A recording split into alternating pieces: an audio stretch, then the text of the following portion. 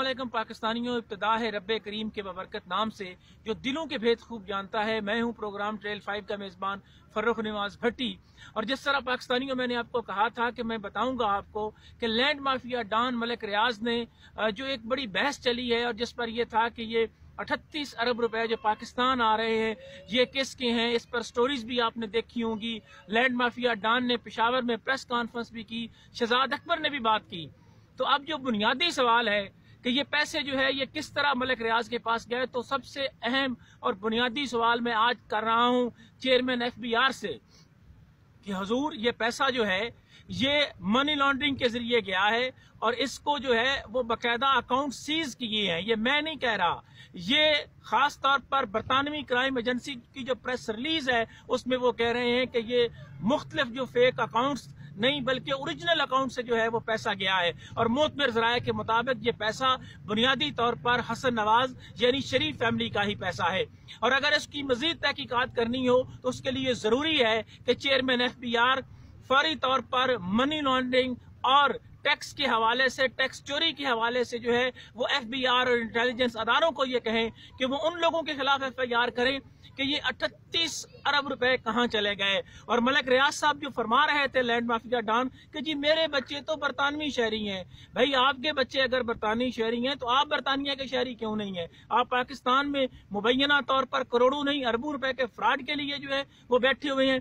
जिस तरह घंटा घर के तमाम रास्ते मैंने पाकिस्तानियों कहा था कि वो फैसलाबाद के जो घंटा घर के तमाम बाजार हैं वो घंटा घर में जाते हैं, इसी तरह लैंड माफिया डॉन मलिक रियाज की तरफ मुबैना तौर पर बड़े मेगा स्कैंडल जो हैं उनके खुरे भी बहरिया टाउन की जानब जो है वो जाते हैं।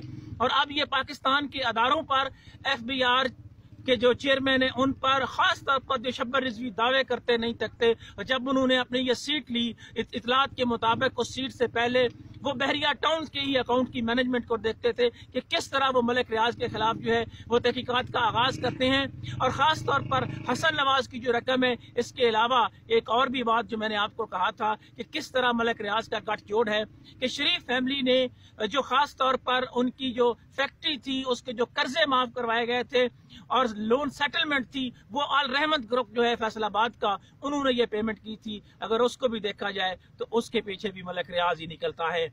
और फजाइया हाउसिंग सोसाइटी, फजाइया हाउसिंग कॉलोनी जो है उसके नैब ने अकाउंट्स मंजमद कर दिए हैं और उस हवाले से भी उसके बैक पे भी जाएं तो मलिक रियाज ही जो है वो नजर आता है। फरजाना राजा का क्या किस्सा है? फरजाना राजा की जो प्रॉपर्टीज हैं उसकी पेमेंट अमेरिका में कौन करता रहा है? 1.5 अरब का BISP में स्कैंडल और इसके अलावा मलिक रियाज के साथ जुड़े हुए मीडिया के दीगर कौन से वो लोग हैं और किस तरह वो फायदा पहुंचाता है ब्यूरोक्रेट्स को और दीगर लोगों को, इस पर एक और प्रोग्राम जो है वो जरूर करूंगा। इन्हीं ख्यालात के इज़हार के साथ प्रोग्राम ट्रेल 5 के मेजबान फर्रुख नवाज भट्टी को इजाजत दीजिएगा और मैं उम्मीद करता हूं कि चेयरमैन FBR और तमाम अदारे मनी लॉन्ड्रिंग और टैक्स चोरी की FIR जो है वो मलिक रियाज के साथ के खिलाफ दर्ज करेंगे। और ये दुनिया में कहीं नहीं होता। पाकिस्तानियों जाते जाते बता दूं कि वो पैसा जो मनी लॉन्ड्रिंग जो नजायज ज़राए से जो है वहां पे बरतानिया ने उसके अकाउंट सीज किए हैं, उसको जो है वो सुप्रीम कोर्ट ऑफ पाकिस्तान में कैसे